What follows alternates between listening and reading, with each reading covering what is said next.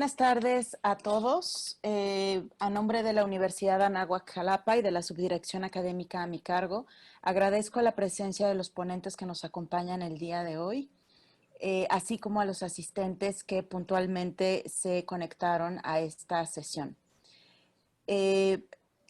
Voy a delegar la palabra en el profesor titular de la materia de Derecho Notarial de la Universidad Anáhuac Jalapa para que nos haga el favor de presentarnos a la maestra Ireri Yáñez Bolaños y al licenciado Jorge Lince de la Peña, quienes serán los ponentes de esta sesión sobre prevención de lavado de dinero. Muchísimas gracias al maestro Alfonso Díaz Lozada, profesor titular de la materia de Derecho Notarial en la Universidad Anáhuac Jalapa. Bienvenidos sean todos. Solamente unos avisos parroquiales. Esta sesión está siendo grabada. Eso significa que quienes acceden a quedarse están dando su tácito consentimiento para que esta sesión pueda ser compartida y por lo tanto compartidos el nombre con el cual están participando o el avatar que están utilizando, así como su imagen. Muchísimas gracias. Muchísimas gracias, maestro Alfonso Díaz Lozada, por esta iniciativa. Buenas tardes a todos. Hoy, 22 de septiembre, se da este webinar, a manera de conversatorio sobre prevención del lavado de dinero. Bienvenidos todos. Muchísimas gracias a nuestros ponentes, la maestra Ireri Yáñez Bolaños y el licenciado Jorge Lince de la Peña. Y el formato de este seminario será el siguiente: habrá participación o intervención de los ponentes y después tendremos un espacio para poder dialogar sobre diversos temas y en el que van a poder plantear sus preguntas. Le pido a todos los asistentes que por favor silencien sus micrófonos. Pueden dejar sus cámaras si gustan, pero los micrófonos déjenlos silenciados. Y les voy a rogar que cualquier duda que tengan, preguntas que quieran plantear, nos las planteen a través de el chat que tienen aquí en el Zoom. Bienvenidos todos. En esta sesión hay alumnos de la Universidad Anáhuac, alumnos de otras universidades, hay compañeros abogados, hay compañeros notarios, hay gente del estado de Veracruz, pero también de otras entidades federativas. Veíamos por ahí de la Ciudad de México, de Saltillo y demás. Y yo creo que porque el tema es novedoso y muy interesante, todos estamos ávidos de querer aprender de ello.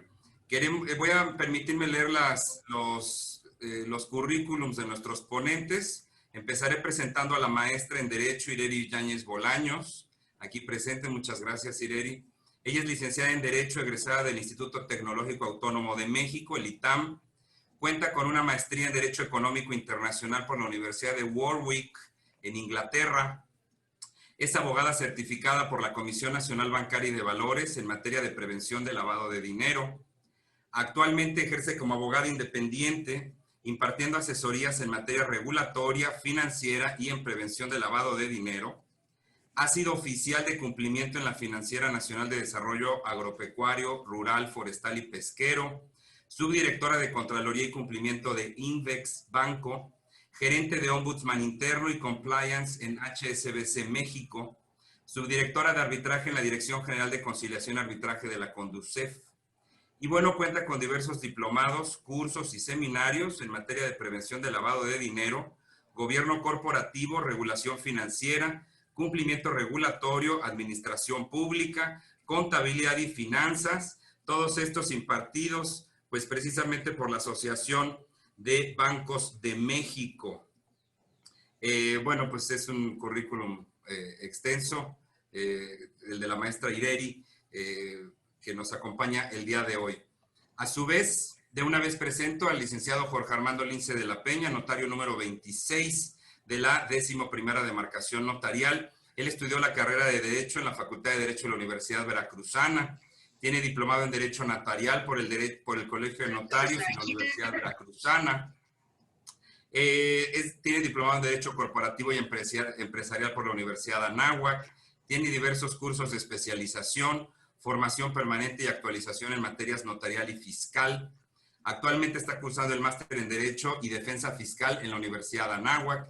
Y en el área profesional, pues él ha sido notario adscrito en la notaría número 7 de Jalapa, notario titular de la notaría 26, ha sido secretario del Consejo Directivo del Colegio de Notarios, subdirector de Registro Público de la Propiedad en el estado de Veracruz y es socio fundador del despacho Líneas Estratégicas Jurídico-Empresariales, Sociedad Civil, especializado en Derecho Corporativo, Administrativo y Prevención de Lavado de Dinero. Bienvenidos sean ustedes, muchas gracias.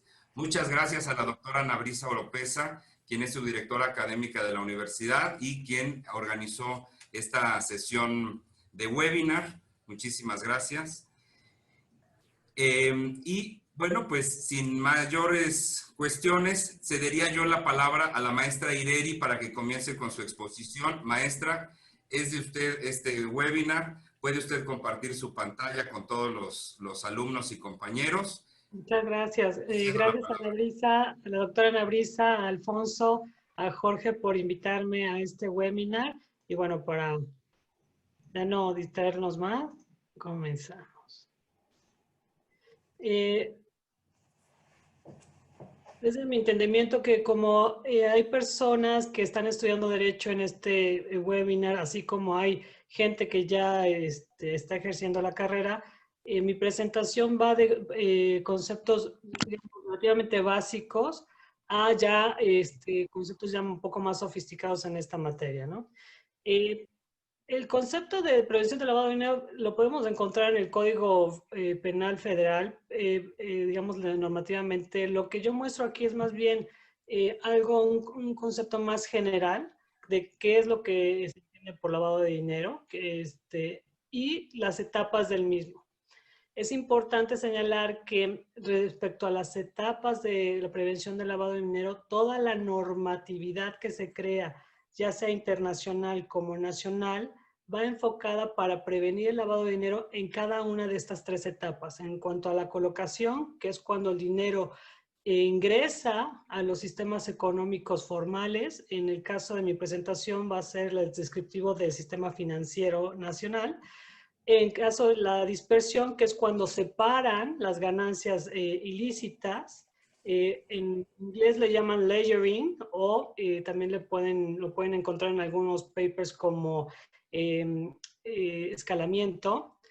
Y la tercera etapa del lavado de dinero es la parte de integración, cuando esos recursos ya están dentro de la economía formal y es para la actividad. Y lo que tratan de realizarse o de verse es que sean legítimos, ¿no? La actividad de donde provienen fueron legítimas. Todo el marco normativo que regula el lavado de dinero proviene de normatividad internacional que ha sido emitida ya sea por organismos intergubernamentales o por convenios que ha firmado el Estado mexicano con, como por ejemplo el Convenio de Viena o el Convenio de Palermo, que trata este último de delincuencia organizada transnacional.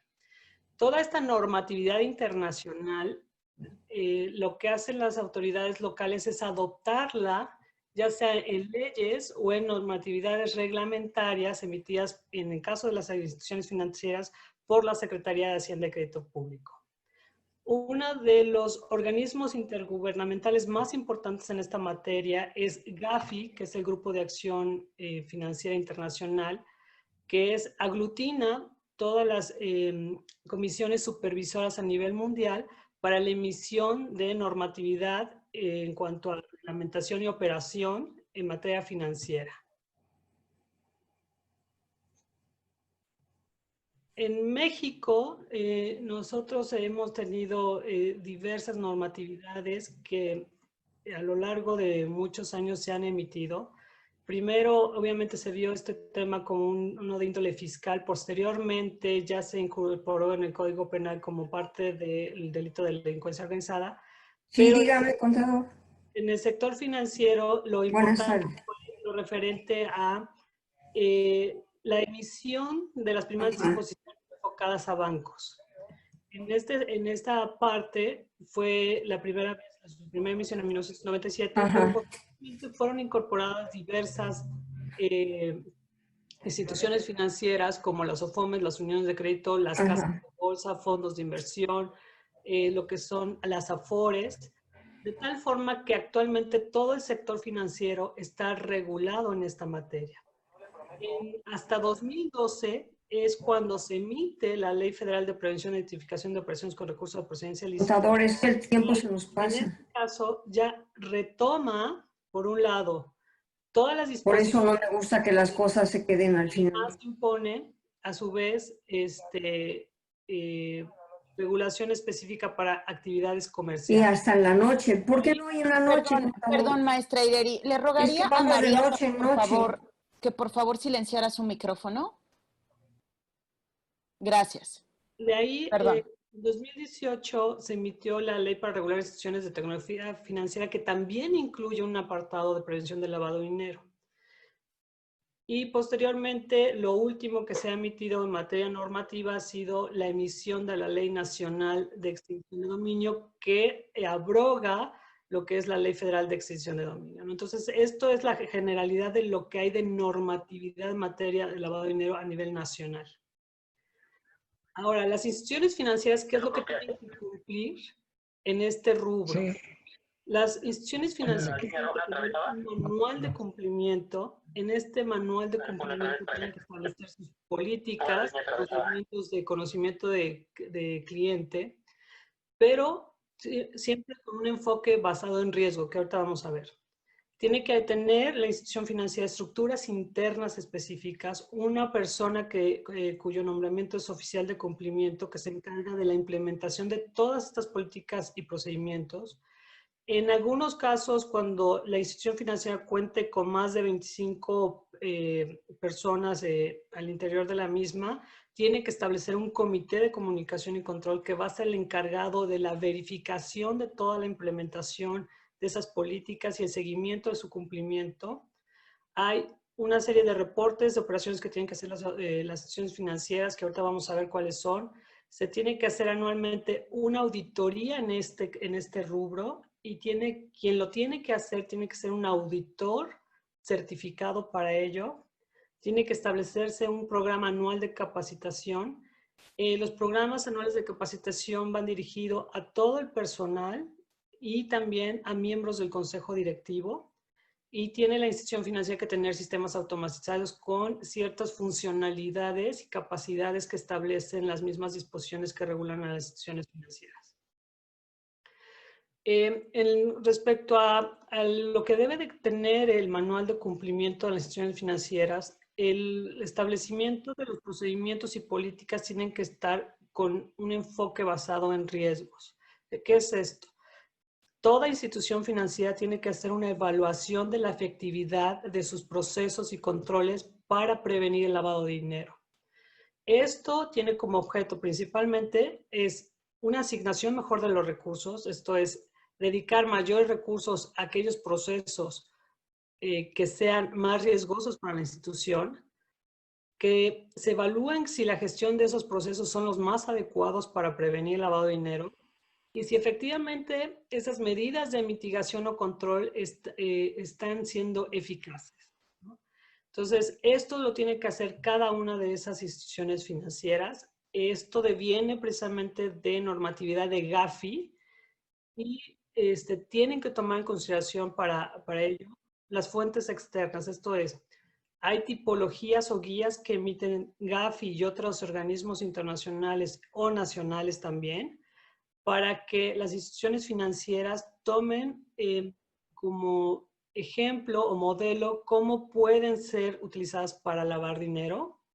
Y por otra parte encontramos también lo que es la Evaluación Nacional de Riesgos, que es una evaluación que se hace en coordinación con la Comisión Nacional Bancaria, Banco de México y todas las instituciones financieras, para saber cómo estamos a nivel nacional en cuanto a estos riesgos. Los elementos que tiene que una institución financiera verificar son, los mínimos son los productos que tienen, el tipo de clientes que tiene, las zonas geográficas donde está trabajando, y las transacciones, que eso puede ser los instrumentos monetarios, medios de pago o canales que utiliza para el envío de dinero. En términos jurídicos, si ustedes lo quieren ver sería qué productos, quién, clientes, usuarios, dónde, zonas geográficas, cómo, ¿no? Entonces, recordando un poco estos 4 elementos de validez normativos, ¿no? Ahora, ¿cómo se hace esta evaluación que hace cada una de estas instituciones? Lo hace asignándole un puntaje a cada uno de estos riesgos dependiendo de la probabilidad y el impacto que tengan para su institución. Ahora, esta evaluación no nada más es a nivel institucional, es decir, toda la institución financiera tiene que ser evaluada, sino también la institución financiera evalúa a cada uno de sus clientes asignándole un nivel de riesgo para que así con ese nivel de riesgo pueda saber cómo va a tratar a ese cliente. En materia de prevención del lavado de dinero y como parte de esa evaluación también de riesgo, existen ciertos conceptos que son, digamos que no son comunes en la parte jurídica, no son muy específicos en este ámbito, que por ejemplo son propietarios reales. ¿Qué son los propietarios reales? En inglés los encontramos como beneficiary owners o beneficiario final, que es la persona que realmente es el dueño de esos recursos, la que está atrás de esas personas morales, o incluso aquellas que detentan el control de la persona moral. Encontramos también lo que son las personas políticamente expuestas, que son funcionarios o servidores públicos que por la calidad que tienen o el nivel que tienen pueden ser sujetas a o tienen un mayor riesgo a temas de corrupción. Y por otro lado tenemos el tema de listas de personas bloqueadas. Las listas de personas bloqueadas refiere a, son las listas negras hasta antes de 2014, que así se le denominaba, eran listas que emitían organismos internacionales o nacionales de personas que pudiesen estar relacionadas con actos o ilícitos relacionados con prevención del lavado de dinero o financiamiento del terrorismo. Las más famosas son a nivel internacional las listas de la ONU, de Al Qaeda, la lista OFAC. Hay otros organismos que emiten listas como Scotland Yard, el FBI, la DEA. Y lo que hizo la UIF y la Secretaría de Hacienda a partir de 2014 es que propusieron al Congreso y aprobó modificaciones normativas a las leyes de las instituciones financieras para que integraran parte de estas listas a algo que le denominan listas de personas bloqueadas y además integraron otras personas a esa lista de personas bloqueadas de tal forma que todas las instituciones financieras están obligadas a bloquear las cuentas de las personas físicas o morales o fideicomisos que se encuentran dentro de estas listas. Respecto al tipo de operaciones que realizan las instituciones financieras, y más bien que tienen que reportar las instituciones financieras, hay muchos más reportes más allá de estos, pero digamos que estos son los más básicos. El de operación relevante refiere al rebasar un umbral de $7,500 en efectivo para poder ser reportado. El de la operación inusual refiere a una conducta en específico del cliente en donde su operativa o la operación que está realizando no está justificada dado el nivel de riesgo o dadas las actividades a las que se dedica el cliente o dado quién es ese cliente. En la operación interna preocupante refiere a los reportes que hace la misma institución de los empleados o de los funcionarios o directivos de la propia institución que pudiesen no cumplir con la normativa en prevención del lavado de dinero o, en su caso, vulnerar alguna aplicación de lo dispuesto en las leyes o en las disposiciones. Todos estos reportes los tienen que enviar las instituciones financieras a través de un sistema que se llama CITI-PLD, que es de la Comisión Nacional Bancaria, para que la UIF sea que analice todos estos reportes. ¿Qué es este flujo de reporte? Aquí vemos que está la institución financiera, quien emite cualquiera de los reportes anteriores, en este caso a la Comisión Nacional Bancaria, pero si fueses una aseguradora, una afianzadora, tendrías que enviarlo a la Comisión Nacional de Seguros y Fianzas. Si fueses una Afore, tendrías que enviarlo a la CONSAR. Y estos a su vez lo remiten en esos 3 casos a la unidad de inteligencia financiera, quien recibe la totalidad de esos reportes para su análisis, y en caso de encontrar que hay elementos suficientes, la UIF interpone una denuncia ante la Fiscalía General de la República. Otras de las cosas, obligaciones que tienen que tener todas las instituciones financieras es un sistema automatizado, como lo habíamos mencionado. Este sistema automatizado tiene que tener ciertas funcionalidades por normatividad. Entre otras, tiene que almacenar todos los datos de los clientes y usuarios, de tal forma que tú puedas rastrear históricamente cómo ha transaccionado ese cliente y también quién es ese cliente. Tiene que tener todo un sistema de alertamiento para poder hacer los reportes que anteriormente vimos. Cada institución financiera tiene que calibrar su sistema de alertamiento de conformidad con sus riesgos. Esto es, de conformidad con los productos que tenga, el tipo de clientes que tiene, cómo han operado sus clientes, y así va, digamos, configurando todo su sistema de monitoreo y detección a través de las alertas. Este sistema también tiene que tener la capacidad de transmitir de manera de manera segura, no cifrada, segura, a la Comisión Nacional Bancaria los reportes, sobre todo porque los reportes, como se construyen los reportes, hay una parte donde, independientemente de la información del cliente y de la operación que estás enviando, hay un rubro que llaman observaciones, donde los oficiales de cumplimiento o las personas que están en las unidades de prevención tienen que establecer o poner ahí toda la información que ellos consideren conveniente que la autoridad tenga que saber respecto a esa operación o respecto a ese cliente. Tienen que conservar registros de todas las operaciones por también temas de auditoría, y tienen que tener sus sistemas la capacidad de incorporar las listas negras, las listas de personas bloqueadas y las listas de PEPs. ¿Para qué? Para que cuando pretendan estas personas realizar o ser clientes de alguna institución financiera, la institución financiera pueda identificarlos, en su caso pueda asignarles un riesgo a cada uno de estos clientes, y en consecuencia de esa asignación de riesgo cliente, hacerle o más preguntas al cliente o no tenerlo como cliente, o en su caso enviarlo a un comité de comunicación y control para saber si se desea o no tener una relación de negocio con ese cliente, ¿no? Entonces, de manera muy somera, estos son los elementos que las instituciones financieras y de manera muy general tienen que cumplir. Cada uno de estos rubros cada detalle es mucho más amplio, pero pues la idea es que las personas que ven este conversatorio tuvieran una idea general para después platicar más sobre estos elementos. Muchas gracias. Gracias, maestra Ireri. Tengo acá al maestro Jorge Lince de la Peña, quien participará ahora con su exposición, sobre todo centrándose en actividades de instituciones no financieras. Adelante, licenciado Jorge. Muchas gracias, Alfonso. Gracias, Ana Brisa, doctora.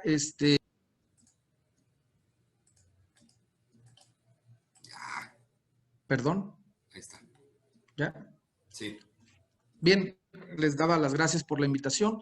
Yo voy a enfocarme a platicar en lo que es las entidades no financieras. Es un poco distinto a lo que acaba de exponer la maestra Ireri. Aquí, para iniciar la plática, a mí me gustaría mencionar quiénes son los sujetos que están mencionados en la ley de prevención del lavado de dinero, en la Ley Federal para la Prevención e Identificación de Operaciones con Recursos de Procedencia Ilícita. Ahorita voy a hacer un marco normativo y una serie, pero esto a manera introductoria. Los sujetos que menciona la ley, ¿sí?, son de dos tipos. Los sujetos que realizan actividades vulnerables, que son los que están obligados en términos de la ley, y por otro lado, los clientes o usuarios que hacen uso de esas actividades vulnerables, ¿sí? En ese sentido, hay que identificar también cuáles son las actividades para lo cual, previo a identificar cuáles son las actividades, yo quiero aclarar que dentro de la ley antilavado o la ley federal para la prevención e identificación de operaciones con recursos de procedencia ilícita, existen 3 tipos de umbrales que deben tenerse claros. El primer umbral es para determinar si cierta actividad es considerada como actividad vulnerable. Aplica algunas de las actividades mencionadas en la ley. El segundo umbral que se menciona en la ley es para efectos de dar aviso, como lo voy a explicar una vez que llegue al tema de avisos. Y el tercer umbral que está mencionado en la ley es para efectos de restricción de uso de efectivo e identificación de los métodos de pago. Dicho esto, como introducción, voy a compartir una presentación. ¿Sí? Una presentación, como les decía, voy a hablar de entidades no financieras. Bien, el marco jurídico en el que nos basamos para las obligaciones que se derivan de las actividades vulnerables es la Ley Federal para la Prevención e Identificación de Operaciones con Recursos de Procedencia Ilícita, mejor conocida como la Ley Antilavado, el reglamento de dicha ley y las reglas de carácter general referidas en dicha ley. Existe otra normatividad que se aplica de manera supletoria, a la cual no me voy a referir en esta plática por cuestión de tiempo, que es el Código de Comercio, el Código Civil Federal, es la Ley Federal de Procedimiento Administrativo, que se usa de manera supletoria para algunos conceptos, incluso para algunas partes del procedimiento que existe en términos de la ley antilavado. ¿Sí? Dicho lo anterior, hay que identificar cuáles son las operaciones que la ley señala como vulnerables. Esto lo hago a manera de resumen. Esto está señalado en el artículo 17 de la ley en sus diversas fracciones y se consideran como actividades vulnerables los juegos de apuesta, concursos y sorteos. Estos juegos de apuesta tienen que tener ciertas características, como decía, por ejemplo, se basan algunas para considerarse vulnerables en algunos umbrales que excedan ciertas cantidades. Las tarjetas de servicio de crédito y prepago, evidentemente estas es por instituciones no financieras, ¿sí? La emisión de cheques de viajero también por entidades no financieras. Los mutuos, préstamos y créditos igualmente por entidades no financieras, la comercialización de piedras preciosas, metales preciosos, joyas y relojes. Desde luego, aquí hay que hacer un señalamiento de qué piedras, en este caso, por ejemplo, obliga a los joyeros, a las personas que se dedican a estas actividades. La comercialización de obras de arte puede ser en subasta, en libre compra por galerías, la comercialización de vehículos nuevos o usados, aquí se obliga, por ejemplo, esa actividad vulnerable, todo lo que hacen las agencias de autos, lotes de autos. Los servicios de blindaje, aquí son servicios de blindaje de vehículos o de inmuebles. Para que el servicio de blindaje sea considerado también actividad vulnerable, debe exceder cierto umbral en el costo del servicio. El traslado y custodia de valores y dinero. La prestación de servicios profesionales con algunas distinciones que hace la propia ley en el propio artículo 17.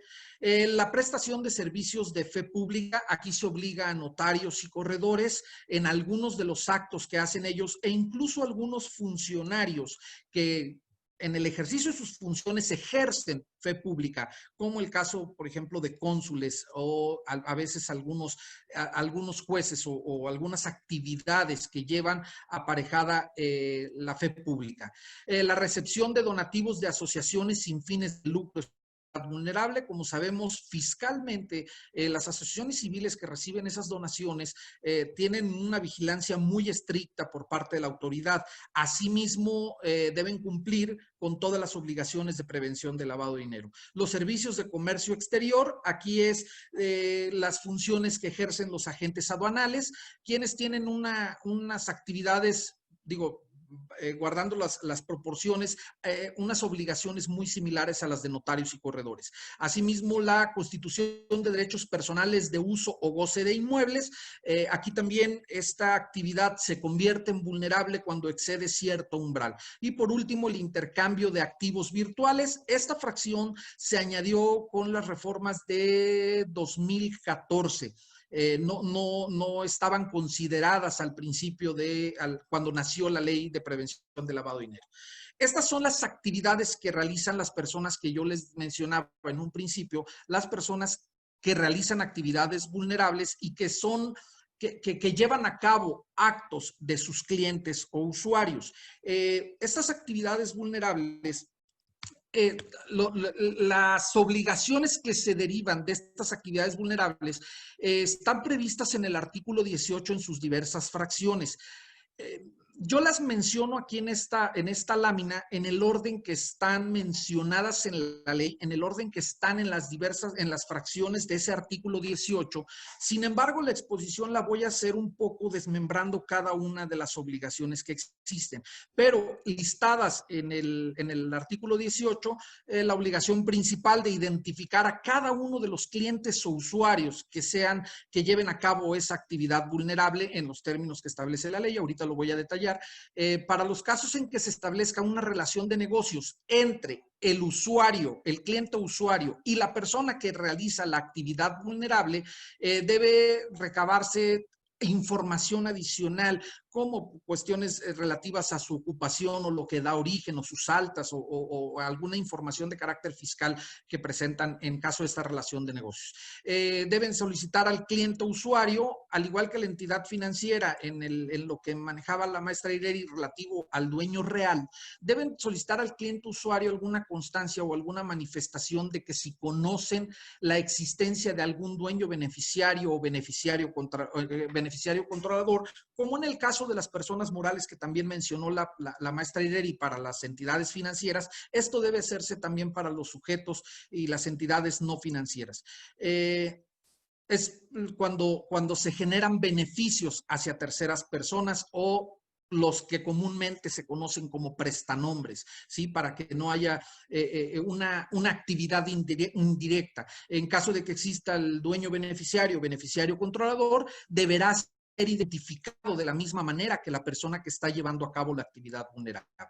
Otra de las obligaciones mencionadas en ese 18 es el custodiar la información que proporcionan los clientes o usuarios, toda la información que estamos obligados conforme a la ley de quienes realizan actividades vulnerables. A diferencia de las entidades financieras, que las entidades financieras tienen obligación de conservar esa información por 10 años, las entidades no financieras o los sujetos obligados tenemos la obligación de conservar esa información por 5 años, ¿sí? Y bueno, en caso de que la autoridad requiera verificar el cumplimiento de las obligaciones, se deberá brindar las facilidades necesarias para que se lleven a cabo la visita de verificación. Y una de las más importantes, presentar los avisos ante la Secretaría cada vez que se actualicen los supuestos y se excedan los umbrales para efectos de presentar aviso, que para cada una de las actividades que acabo de mencionar y que están listadas en el artículo 17, los umbrales son muy diferentes para efectos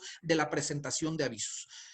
Bien, estas son las obligaciones que se encuentran señaladas en el artículo 18. Sin embargo, parte del estudio que yo he tratado de hacer es desmembrar y correlacionar las disposiciones que existen en las 3 disposiciones que les dije en el marco jurídico, la ley, su reglamento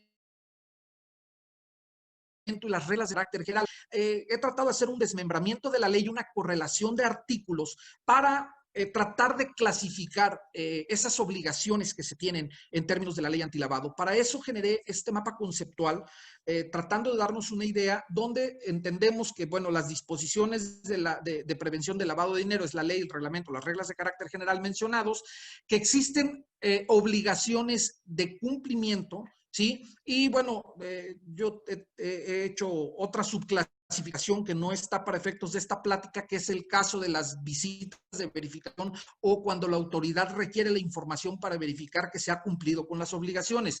Esas obligaciones de cumplimiento, yo las clasifico en dos. Las obligaciones de carácter general a que están sujetos todas las personas que realizan actividades vulnerables y las obligaciones específicas, que es lo que debe cumplirse en cada una de esas actividades vulnerables. ¿Sí? Voy a detallar cada uno de estos. Bueno, las obligaciones generales están mencionadas aquí. Lo hice a manera de clasificación, de mapa conceptual, para poder explicar de manera detallada cada uno de ellos. Les decía que yo por cuestión de tiempo no puedo dar funciones legales con relación de artículos para ahorrar un poco de tiempo en la plática. Bien, las políticas de cumplimiento, como lo mencionaba, están en obligaciones generales y las obligaciones aplicables a cada una de las operaciones. El simple hecho de ser un sujeto que realiza actividades vulnerables, por el solo hecho, independientemente de que lleves a cabo o no una actividad vulnerable, tienes las siguientes obligaciones. Darte de alta ante el SAT.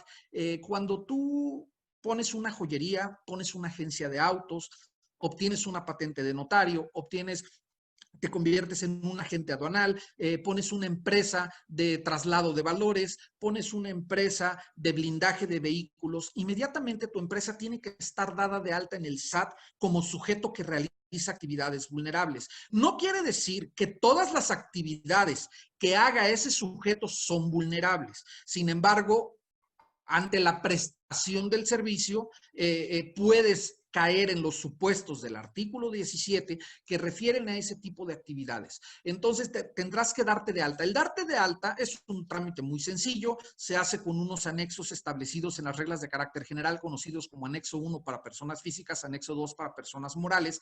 Tienes que proporcionar ciertos datos y el efecto de que te des de alta es que te tienes que dar de alta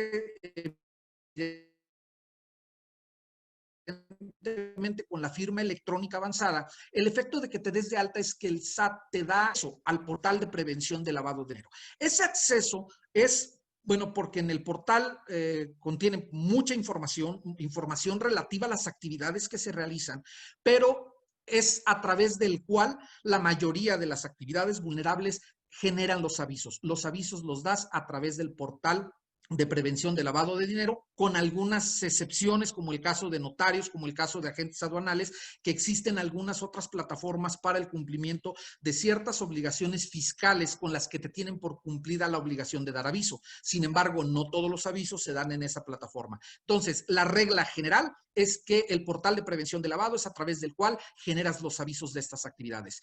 Tienes obligación también de darte de baja cuando dejas de realizar estas actividades vulnerables de manera permanente o de manera temporal.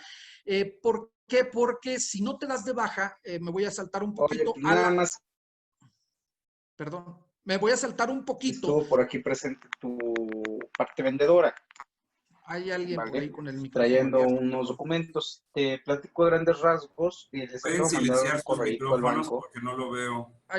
Ya pude silenciárselo. A ver. Bien, perdón por la interrupción. Me voy a brincar un poquito las otras obligaciones. ¿Qué pasa cuando no te das de baja y dejas de realizar actividades vulnerables de manera temporal o permanente? Estás obligado a presentar los avisos en cero. ¿Qué es un aviso en cero? Tienes que informarle a la autoridad que durante el mes, los periodos para dar reportes se llevan a cabo por mes, que durante el mes que corrió el mes inmediato anterior, no otorgaste ninguna actividad vulnerable que sea sujeta de aviso. ¿Sí? Al no tener actividades que excedan los umbrales de aviso, tienes que manifestar que no se dio ninguna actividad vulnerable. Entonces, si tú estás dado de alta y no estás realizando actividades vulnerables, automáticamente estás obligado a dar estos avisos en cero. Bien, la siguiente obligación es elaborar manuales que establece la ley. La ley establece 3 manuales o 3 políticas de cumplimiento.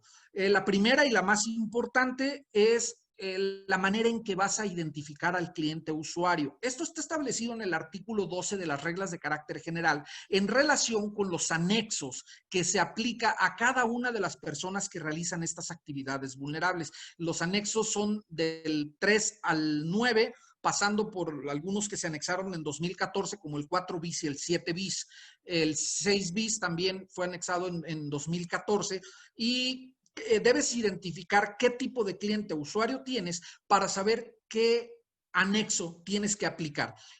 La elaboración de este manual debe tener evidentemente los parámetros mínimos que establece la ley, así como las reglas de operación que tú tengas en tu negocio o la persona tenga en el establecimiento que realiza esa actividad vulnerable para poder hacer un paso a paso de cómo identificar a esas personas, no pasando por alto lo que establece la propia ley. Este manual, la ley dice que te atendrás para efectos de identificación de los clientes o usuarios, deberás atenerte a lo que establece la propia ley y a lo que tú establezcas en tu manual, de tal manera que no puedes brincar ninguno de los procedimientos que estén establecidos en el manual elaborado por ti mismo. Sí, la siguiente obligación.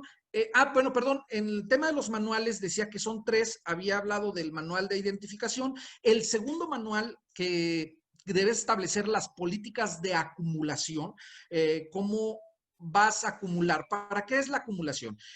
Yo había mencionado que los umbrales para efectos de dar aviso se llevan por operación. Sin embargo, la ley establece que si una persona realiza más de una operación en un lapso de 6 meses, de las cuales de manera individual no fueron sujetas de aviso, pero en suma son sujetas de aviso, tienes que dar un aviso por acumulación, que evidentemente se va a dar en la segunda operación o en la tercera, en la que haya hecho la sumatoria que exceda el umbral para efectos de dar aviso. Entonces, debes tener un manual donde establezcas el procedimiento que llevas de cada uno de tus clientes o usuarios para efectos de acumulación, para ver que se excedan, que no se excedan esos umbrales para dar avisos. Si se exceden, repito, das un aviso por acumulación. Y el tercer manual o lineamiento que estás obligado a establecer es el de consulta de las listas negras. Debes tener en tu manual establecido de qué manera llevas a cabo esas consultas, ¿sí? Y bueno, siguiente obligación general es la de llevar un índice de operaciones vulnerables. La ley lo establece como registro de operaciones vulnerables, donde establezcas únicamente las actividades que son consideradas como tal. Me pongo un ejemplo para estos efectos. En el caso de los notarios, realizan muchos actos jurídicos, sin embargo, no todos son actividades vulnerables. Son actividades vulnerables la transmisión de derechos reales de inmuebles, contratos de mutuo, constitución de sociedades, etcétera. Pero si tú llevas a cabo un testamento que no es actividad vulnerable, no deberá constar en este registro. Este registro deberá contener única y exclusivamente las actividades que son consideradas como vulnerables por exceder del umbral, por ejemplo, en el caso de juegos y sorteos, que tiene un umbral de transmisión de este tipo de billetes o boletos. Si una persona compra excediendo el umbral, se considerará actividad vulnerable y es cuando debes asentarlo en tu registro. La obligación de dar avisos en cero es la que se relaciona con el alta y baja en Hacienda, ya lo expliqué. Y la última obligación, la de custodiar y resguardar la información, como ya lo había mencionado, es por el término de 5 años a partir de que se realiza la actividad vulnerable. Bien, las obligaciones aplicables a cada una de las operaciones. Lo anterior decía en un principio que es la obligación de todos los sujetos que lleven a cabo operaciones vulnerables. Ahora voy a ver la aplicación a cada una de las actividades vulnerables que se llevan ante las personas que realizan estas actividades. En primer lugar, y la más importante, bueno, todas son importantes, pero la que debes hacer, porque aquí no hay umbral, aquí cada actividad vulnerable debe contener la identificación del cliente o usuario. Esa identificación se hace en términos, ya lo había mencionado, del artículo 12 de las reglas de carácter general, en términos del manual que hayas establecido, y debes aplicar cada uno de los anexos que que están mencionados en las reglas de carácter general para el tipo de persona que lleva a cabo la actividad vulnerable. El manejo de los anexos, la verdad es que no es algo sencillo. Hay anexos que tienes que hacerlos dobles con características de otro anexo, por ejemplo, como el 4B. La verdad es que esto tendría que explicarlo muy a detalle. Hay anexos que son muy simples, como el anexo 3, cuando va una persona física simplemente a realizar una actividad vulnerable que no tiene características especiales, se aplica un anexo 3 que va con los datos generales de la persona, se acompaña la documentación mencionada en ese anexo. La segunda obligación es identificar el método de pago. La identificación del método de pago va muy con la restricción de uso de efectivo. Los umbrales para restricción de uso de efectivo son muy sencillos. El umbral para restricción de uso de efectivo de bienes inmuebles es de 8,025 UMAS. El umbral para uso de efectivo de las demás actividades mencionadas, esto está mencionado en el artículo 32 de la ley antilavado, como por ejemplo arrendamiento, como la constitución de personas morales, la restricción de uso de efectivo para las 3,210 UMAS. Todas las personas que realizan actividad vulnerable tienen prohibición expresa de llevar a cabo las operaciones mencionadas en el artículo 17 cuando trate de pagarse en efectivo o con metales o piedras preciosas, ¿sí? Estas con cualquier divisa, estas operaciones. No podemos exceder en ningún caso la restricción de uso de efectivo.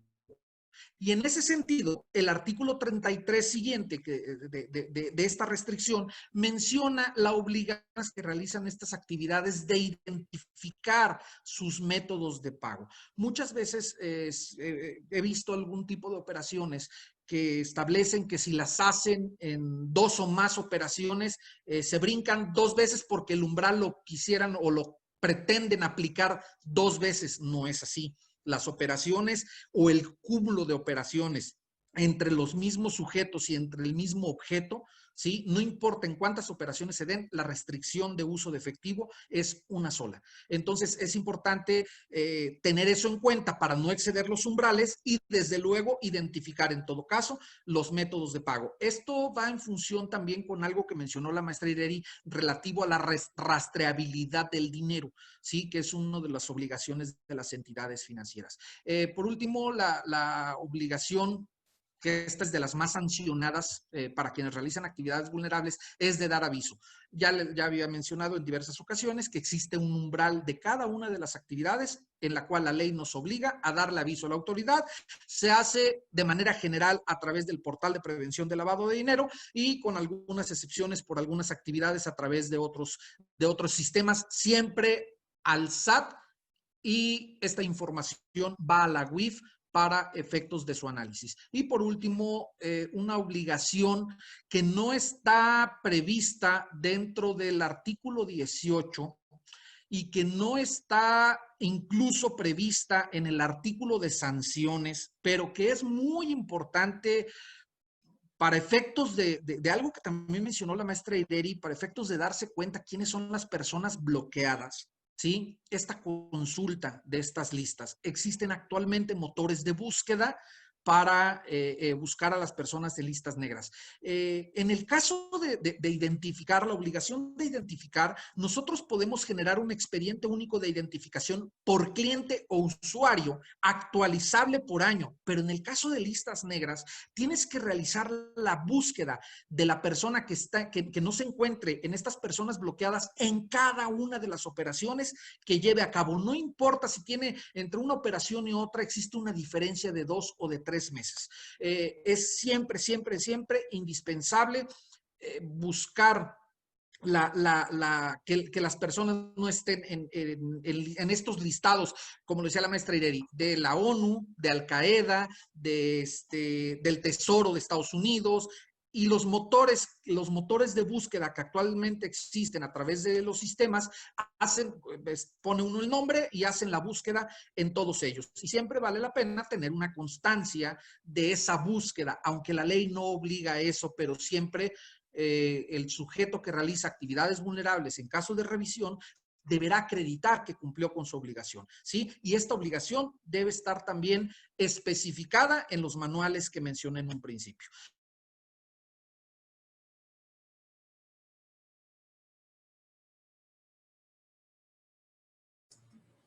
Creo que perdimos al maestro Lince.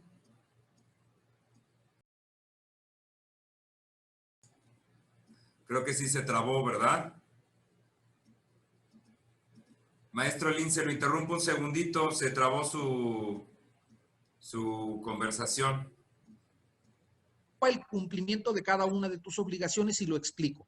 El expediente único de identificación únicamente estás obligado a la identificación en términos del artículo 12, que contiene datos y documentos de respaldo señalados en los anexos. Sin embargo, estás obligado a llevar un procedimiento de acumulación, que si bien es cierto, no es obligación de identificación, sí de llevar ese mecanismo de acumulación. Yo siempre sugiero que se lleve en un apartado del expediente único de identificación.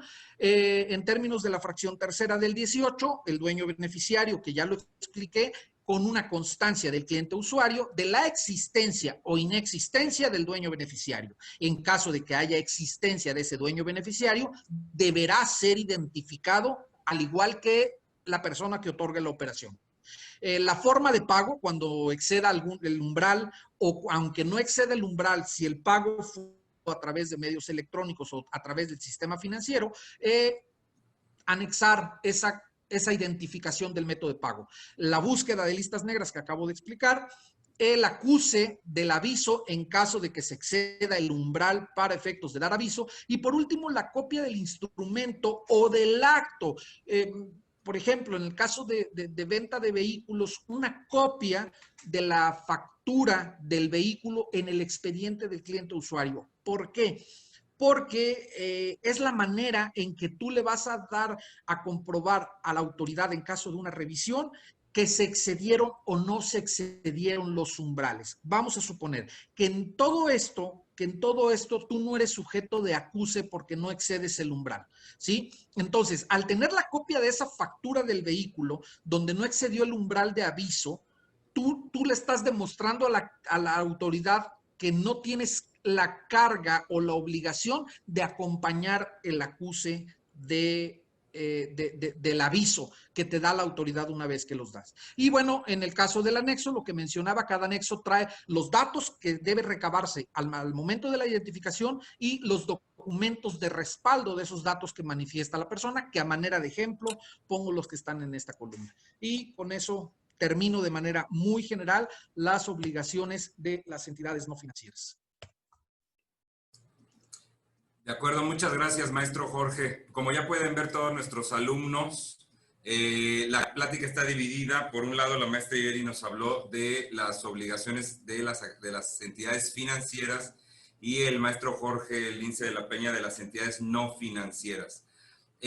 Antes de pasar, digamos, a las preguntas que tenemos aquí del público, les quiero informar que hemos tenido sobre 129 asistentes al webinar y se han conectado de Aguascalientes, Saltillo, Ciudad de México, Veracruz, de aquí de Jalapa, desde luego. Y bueno, pues les agradecemos a todos los presentes, ¿verdad? Antes de pasar esas preguntas, yo tengo un par de dudas que me surgen ahorita de escucharles. Para la maestra Yeri tendría yo dos preguntas. Hablaba usted, maestra, de las recomendaciones que hace el GAFI. Me gustaría ver si pudiera hablarle un poco más a nuestros alumnos sobre esto, y en particular, pues al ser profesor de Derecho Notarial, pues me encuentro preocupado, digamos, ya que somos sujetos obligados en términos de la ley. ¿Me podría referir, maestra, digamos, en términos de las recomendaciones de la GAFI, cómo es que andamos? O si nos pudieran dar sobre esos comentarios. Esa es una. Y otra, en realidad los dos hablaron de entidades financieras y no financieras y de la serie de obligaciones. Yo por lo que percibo son bastante parecidas, pero podríamos puntualizar en algunas diferencias que hubiera entre unas y otras, maestra, por favor. Sí, claro que sí. Bueno, a tu primera pregunta, recordar, GAFI emite cierta normatividad que lo que hacen los participantes de este organismo intergubernamental es tomar esa normatividad e incluirla dentro de la legislación nacional, ya sea a través de leyes o a través de disposiciones que serían más bien normatividad administrativa, porque esas disposiciones las emite la Secretaría de Hacienda o ahora la Comisión Nacional Bancaria, ¿no? Gafi tiene 40 recomendaciones. Cada una de estas 40 recomendaciones lo que establece son normas, reglamentación y operatividad de lo que deben de hacer los países para prevenir el lavado de dinero. Y van desde temas tan genéricos como tienen que tener cada país, por ejemplo, una unidad de inteligencia financiera, tienen que tipificar el lavado de dinero como un delito, hasta cosas muchísimo más específicas de cómo debe de supervisar la Comisión Nacional Bancaria o las comisiones supervisoras a las instituciones financieras, qué tipo de auditoría las tiene que hacer, los procesos que deben de tener las instituciones financieras al interior y cuáles son los mínimos que deberían de cumplir para ser eficaces en la manera de prevención. Entonces, estas 40 recomendaciones conllevan desde conceptos muy genéricos hasta operativos a detalle de lo que tienen que hacer tanto los supervisores como los sujetos obligados, que en mi caso que estoy explicando son las instituciones financieras, pero también establecen las obligaciones para las actividades vulnerables o lo que serían actividades comerciales no financieras, ¿no? Ahora, una de las funciones que tiene Gafi es hacer una evaluación. Cada uno de los participantes en este organismo es evaluado por los demás. Lo hacen aproximadamente cada 5 años. Y lo que evalúan esencialmente lo dividen en dos su evaluación. La primera es si tienes, digamos, como el checklist, ¿no? Tienes tipificado prevención del lavado de dinero en tus códigos, check. Tienes una WIP, check. Y una cosa muy, digamos, de cumplimiento normativo. Pero la otra parte, que yo creo que es la parte más importante, es qué tan eficaz eres tú como nación, qué tan eficaz has sido tú para realmente dar resultados en materia de prevención de lavado de dinero y combate al financiamiento del terrorismo. En la primera parte salimos bastante bien, México, porque es un tema que se ha venido trabajando, se han emitido normas y una serie de cuestiones. Se han creado instituciones, incluso en la hoy Fiscalía se creó una unidad especializada de análisis financiero y una serie de cuestiones. El problema viene en la segunda parte. La segunda parte, cuando hemos sido medidos como Estado en la qué tan eficaz somos, hemos sido evaluados muy bajos. Es más, hemos sido casi reprobados. ¿Por qué? Porque por un lado se analiza cuántas sentencias firmes se tienen en esta materia, que son muy pocas. Dos, se analiza cómo es la metodología operativa que utilizan tanto la UIF como la Fiscalía General de la República. Esto es, lo que dice la Gafi es que en México las instituciones, las autoridades, en lugar de tener una metodología donde sistemáticamente estén investigando la prevención del lavado de dinero, lo que están haciendo es caso por caso. No hay esta sistematización de decir, oye, de los reportes que me están enviando las instituciones financieras, de los reportes que me están enviando las personas que hacen actividades vulnerables, de ahí derivo que puede haber operación de lavado de dinero. No, más bien parece que el proceso es al revés. Hay un cártel que hace ciertas operaciones o hay unas personas que agarraron, entonces ahí sí ya me volteo y pregunto a las instituciones financieras, oye, dame todo este reporte o busco dentro de mis reportes que me han enviado las instituciones financieras si encuentro algo, ¿no? Entonces, pareciera ser que en ese sentido la metodología que están utilizando, sobre todo la de investigación, al hacerse caso por caso, no aprovechas todo el recurso del reporteo que te está dando tanto las instituciones financieras como la gente que hace actividades vulnerables. En específico, Gafi señaló que nuestra Fiscalía General de la República no tiene una metodología sistemática, lo hace caso por caso y eso afecta severamente el resultado de las poquísimas sentencias que se tienen. Bueno, de entrada, denuncias que se presentan, después llevados a juicio y posteriormente sentencias firmes que se obtienen. En otro punto, por ejemplo, en el caso de los notarios, Gafi señaló en específico que en el punto de identificación de beneficiarios finales, el gremio notarial no había hecho lo suficiente o era débil su actuar respecto a detectar al beneficiario final. Y comentábamos hace unos días contigo, Alfonso, con Jorge, que esto podría derivarse más de que, no de un propósito de no de hacer las cosas, sino más bien de una cuestión de normativa, ¿no? De qué están obligados ustedes actualmente a hacer, porque ustedes no pueden hacer más de lo que la ley les establece hacer, ¿no? Y parecía ser que nuestra ley más bien no está adecuada para que ustedes hagan más para detectar esos beneficiarios finales y ser más efectivos, ¿no? Efectivamente, digamos, la función del notario también es dar asesoría a los clientes. A mí me preocupan mucho estos comentarios que nos estás haciendo. Bueno, en el caso de la Fiscalía General de la República, que se preocupen ellos, pero en el caso de los notarios como obligados en términos de la ley, a mí me preocupa un poco esto. Y nosotros, una de las funciones es dar asesoría. Entonces, ¿sabes qué es lo que ha pasado también? Que los notarios damos asesoría. Entonces, tú le dices a un cliente, no puedes usar arriba de tal cantidad de efectivo, no debes utilizar prestanombres, me tienes que firmar un formato en el que me dices bajo protesta de decir verdad que no hay un dueño beneficiario o que sí lo hay. Por lo más la ley me dice que identifiques si hay o no hay, pero en realidad la ley tampoco me lleva para averiguar mucho más allá.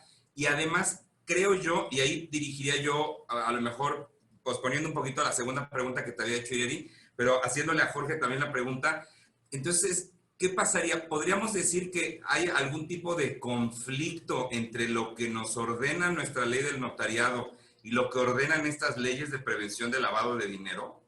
¿Podríamos decir eso, Jorge? Mira, yo creo que no conflicto. Yo creo que no hay un conflicto. De hecho, si lo vemos en sentido estricto y en la función notarial, hay obligaciones, déjame usar el término, obligaciones concurrentes. ¿Sí? Por ejemplo, como notario estás obligado a llevar un índice en términos de la ley del notariado, un índice que tiene las características de la ley del notariado. En términos de la ley de prevención de lavado, estás obligado a llevar un registro de actividades vulnerables, que finalmente no es otra cosa más que un índice, ¿sí? En términos de la ley del notariado, estás obligado a identificar, como lo establece la ley del notariado. En términos de la ley de prevención de lavado de dinero, estás obligado a identificar, como lo establece la propia ley, que no es igual y que muchos, si bien es cierto, en el caso, por ejemplo, de los notarios, las reglas de carácter general establecen que bastará que en el caso de notarios y corredores, puedes tener los elementos en tus apéndices, ¿sí? O en las escrituras o pólizas, si bien es cierto, la ley te permite que lo hagas, las características que debes tener son las que establece la ley de prevención del lavado de dinero. Entonces, muchos dicen, es que ya lo identifiqué conforme a la ley de lavado, conforme a la ley de notariado. Sí, pero la ley antilavado te establece otras cosas que debes cumplir. No importa si es dentro de las pólizas, pero no lo puedes dejar de ver. Entonces, conflicto como tal, yo creo que no. Incluso para el caso del secreto profesional, la ley antilavado establece que en el caso de que se tengan que dar estos avisos o informes o a requerimiento de la autoridad tengas que enviar documentación, no viola el secreto profesional. Entonces, no le veo conflicto, pero sí cargas adicionales al notario. Incluso en lo que estaba mencionando Ireri y lo que preguntabas tú anteriormente, puedo señalar que en el caso del dueño beneficiario o el beneficiario final, como lo conoce, como lo mencionó Ireri, o el beneficiario controlador, ahorita hay una propuesta de reforma y vienen obligaciones adicionales para los notarios para reforzar esa parte. De entrada en el tema de sociedades, por ejemplo, ¿sí? Que finalmente en los actos sí puede considerarse que existe un beneficiario controlador, que son los socios, aunque el acto jurídico lo lleve la sociedad a través de su representante como persona, con personalidad jurídica independiente a la de sus socios, ¿sí? Sí llega a haber un beneficiario final en el caso de los socios de ciertos actos. Entonces, hay que ver cómo se aprueban esas reformas. Otra de las cosas que creo que vienen y que van a ser similares a una de las obligaciones que tiene ahorita las entidades financieras, que es de las principales obligaciones de ellas, es el enfoque basado en riesgos. Probablemente tengamos nosotros los notarios que empezar a medir riesgo de nuestros clientes y pues es una cuestión que habrá que aprender en el transcurso de, ¿no? Entonces, son las obligaciones más o menos similares en cuanto a las instituciones financieras, aunque las actividades, bueno, en este tema, la institución financiera tiene normatividades mucho más estrictas y mucho más amplias. Ok, ya me hilaste para contestar la pregunta que le hacíamos a la maestra Ireri, es decir, las diferencias que tendríamos entre entidades financieras y no financieras. ¿Podríamos resumirlo en ello, Ireri, o mencionarías alguna otra? Las entidades financieras tienen que incluir dentro de su manual de cumplimiento el llamado enfoque basado en riesgos. Eso las actividades morales no lo tienen. El tipo de operación a reportar, además de los umbrales que sí lo tienen las actividades vulnerables, aquí en las instituciones financieras tienen que reportar actividades inusuales, que son por el comportamiento transaccional no justificado del cliente, y las operaciones internas preocupantes, que son reportes que haces por el comportamiento de tus empleados o tus funcionarios. El informe de auditoría anual que se tiene que hacer en una institución financiera, la capacitación anual que también se tiene que hacer en una institución financiera, los sistemas automatizados que tiene que tener la institución financiera, las estructuras internas, que la institución financiera sí tiene que tener un oficial de cumplimiento, y en su caso, en el supuesto que tenga más de 25 empleados, 25 igual o a mayor 25 empleados, un comité de comunicación y control. Y finalmente el tema de listas bloqueadas, porque lo que cumple las actividades vulnerables son las listas negras, no las bloqueadas. Lo que pasa es que parecían iguales, porque resulta que por un lado aquí tienes las listas negras. WIF lo que hizo fue tomar algunas de estas listas negras, estas decirles son listas bloqueadas, pero además de estas listas negras elegidas por la Secretaría de Hacienda, le incorpora nombres de personas físicas y morales que la UIF considera que están, pues, que tienen riesgo de estar realizando operaciones de estas listas negras, tienen efectos diferentes. Las listas, para las instituciones financieras, las listas negras, tú puedes o no optar, seguir con la relación comercial con el cliente. Pero en las listas bloqueadas, no. En las listas bloqueadas tienes que bloquear la cuenta en caso de ser una operación de ahorro o pasiva. En el caso de créditos, por ejemplo, que una persona esté en una lista de la lista bloqueada y tenga un crédito contigo, tú tienes que pedir permiso a la UIF para recibir los pagos, seguir recibiendo los pagos de esa persona física o moral. Pero de entrada tienes que bloquear el pago. Entonces, el efecto de una u otra sí son diferentes, aunque comparten ciertas listas, una y la otra.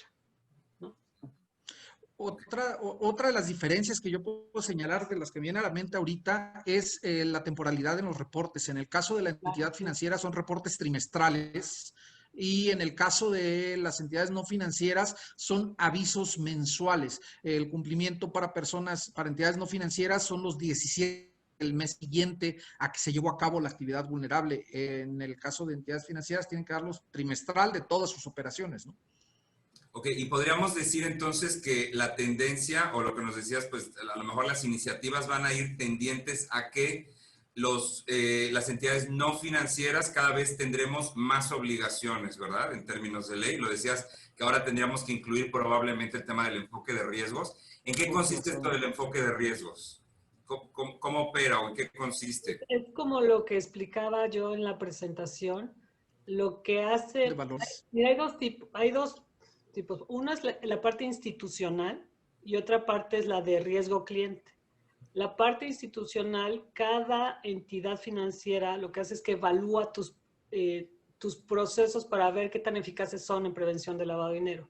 Y hay ciertos elementos que evalúan. ¿Qué tipo de productos tienes? ¿A quiénes van enfocados? Zonas geográficas, a lo mejor tú no transacciones en Sinaloa, en Tamaulipas o en Nuevo León, pero sí transaccionas en la Ciudad de México, a lo mejor tienes su en el CEP, es la central de abastos de la Ciudad de México, donde es uno de los lugares donde mayor efectivo se maneja en todo el país. Tiene, ¿no? Te perdemos un poco, Entonces, tú vas a tener... Creo que dejó de escucharse. Creo que se dejó de escuchar, Ireli. No te oímos, como que se cortó. Ahí ya. La institución se evalúa de manera global a ella misma. Esa es una. Y otra es que la institución asigna un riesgo a cada cliente.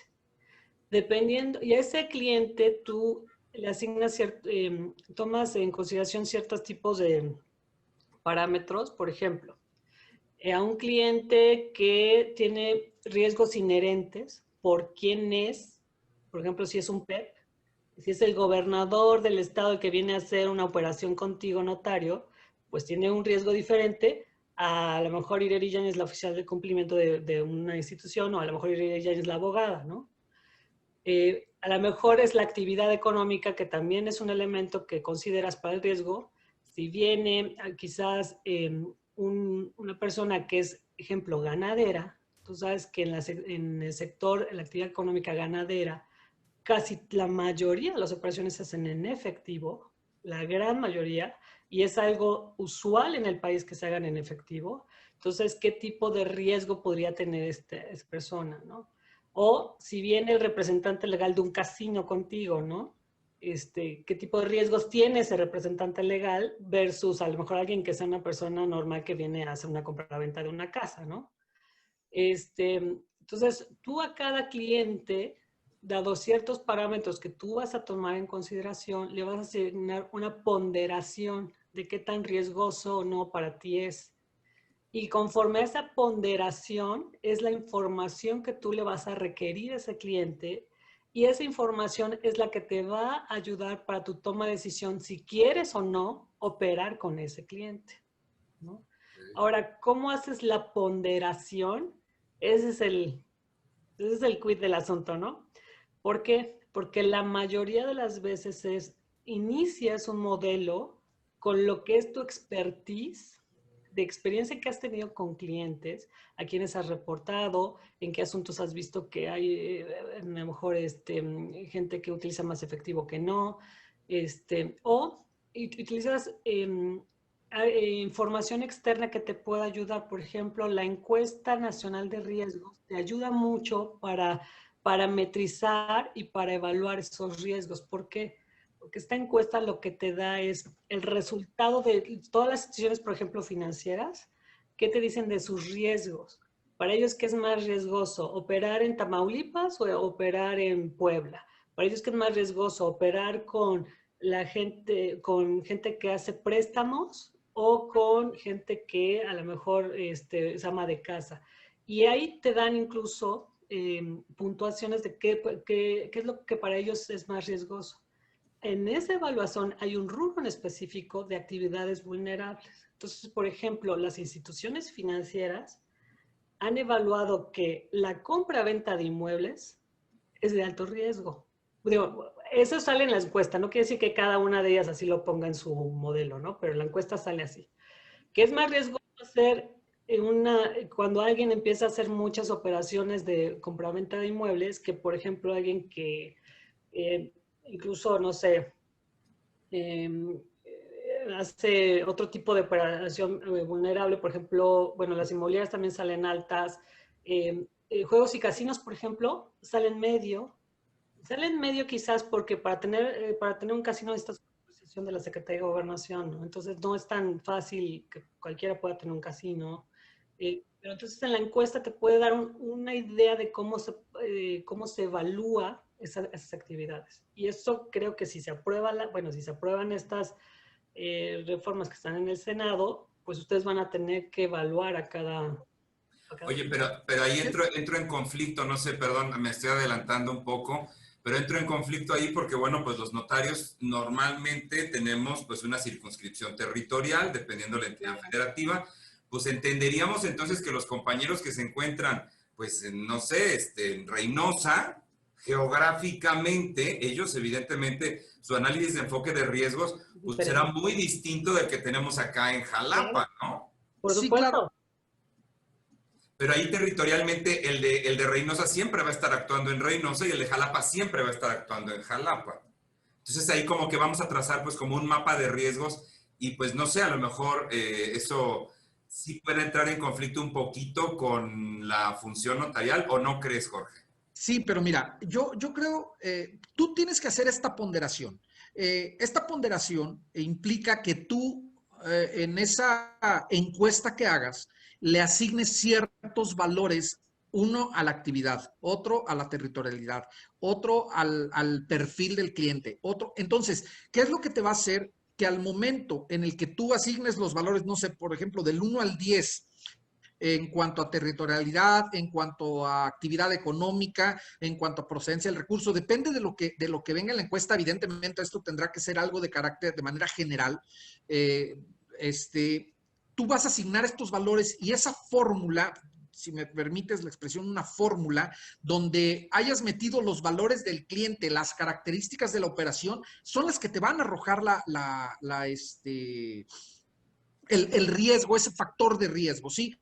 Te lo va a dar una fórmula, te lo va a dar el llenado del cuestionario, de la encuesta y tal vez un sistema en el caso de que se tenga que hacer. No hay que adelantarnos, hay que ver de qué manera. Evidentemente, al inicio de tu pregunta, lo que decías de qué viene esto, viene de las recomendaciones del GAFI.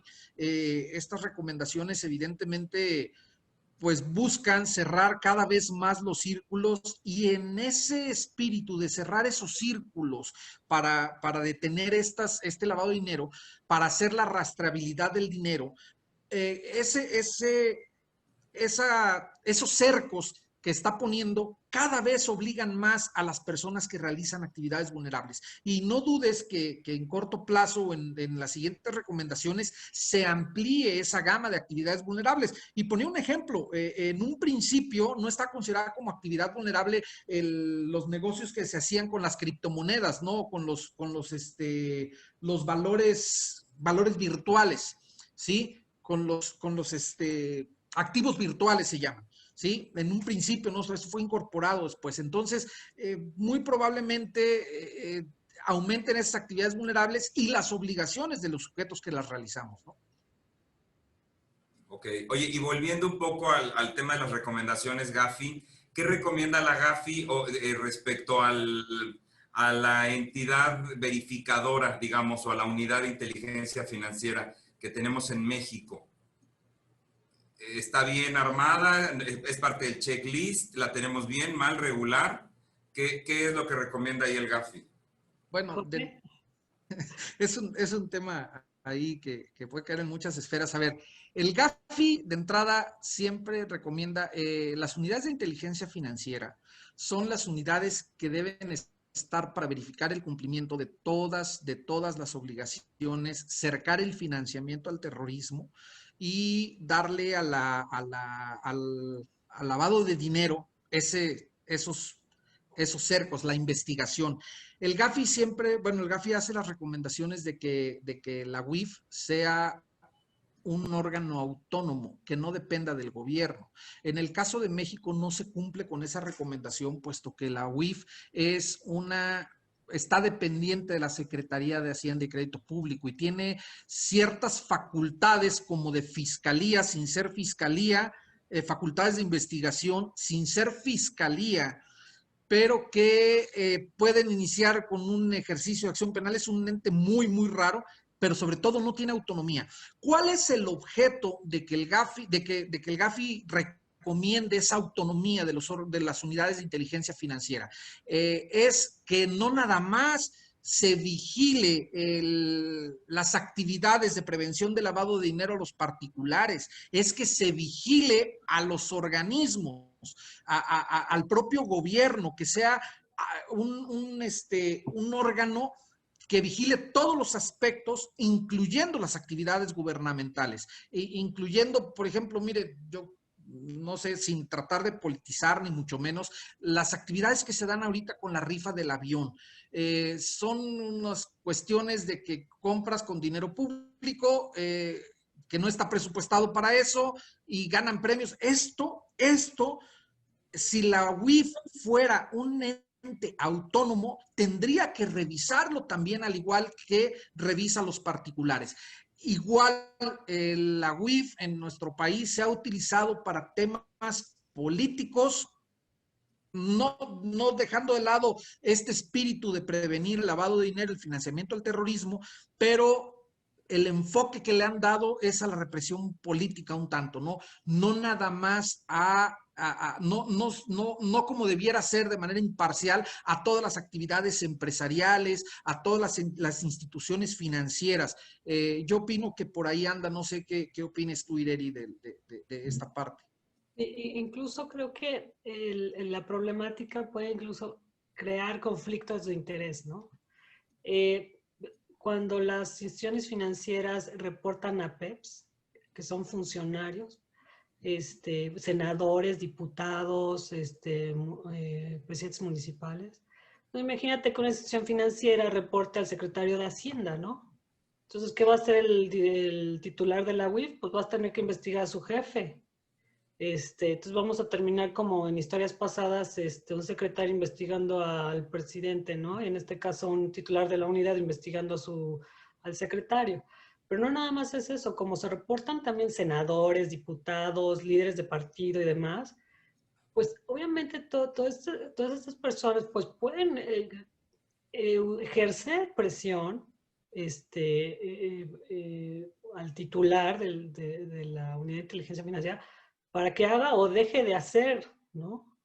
Entonces, sí, el tema de que sea autónoma la UIF le daría mucho mayor, incluso poder de ejercer, ¿no?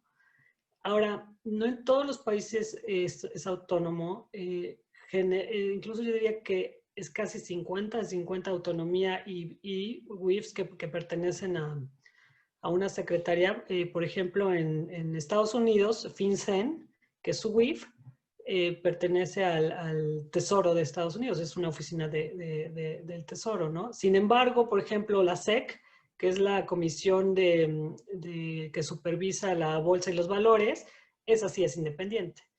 Entonces, sí habría que repensar este tema estructural de nuestra UIF, más viendo cómo en los últimos años ha actuado la UIF, que si bien pues ha sido mucho más publicitado este titular de la unidad de inteligencia financiera que los anteriores, les gustan más los reflectores, y que también ha anunciado grandes bloqueos de cuentas a cárteles, también parecía que en otras situaciones pues se ha utilizado con otros fines más allá de propiamente prevenir el lavado de dinero, ¿no? Entonces, sí pueden caer incluso en un conflicto de interés. Sí creo que se debería hacer una modificación, pero creo también que está en la finalidad del propio gobierno no hacerlo para tener una cierta herramienta e información accesible para lo que se pueda disponer para ellos. Sí, claro, desde luego. Pues yo creo que estamos en un tiempo complejo, ¿no? En particular, disculpen que sectorice tanto la charla, pero tenemos muchos asistentes aquí que son notarios. También tenemos algunos asistentes que son alumnos de la Escuela de Economía y Negocios, que desde luego están muy interesados en la parte de entidades financieras. Pero tengo algunas preguntas aquí del público relativas a entidades no financieras. Si me permiten, podríamos pasar a las preguntas del público asistente, si estuvieran de acuerdo. Claro. Resulta... Primero, ¿tienen duda algunos sobre el material? Las grabaciones van a quedar en la página de la universidad. Hay una playlist ahí de actividades de la universidad. Van a quedar ahí. De cualquier manera, al maestro Lince y a la maestra Ireri les compartiremos un link para que a lo mejor con sus alumnos o con sus cercanos lo pudieran distribuir. a todos los demás en la página de la universidad.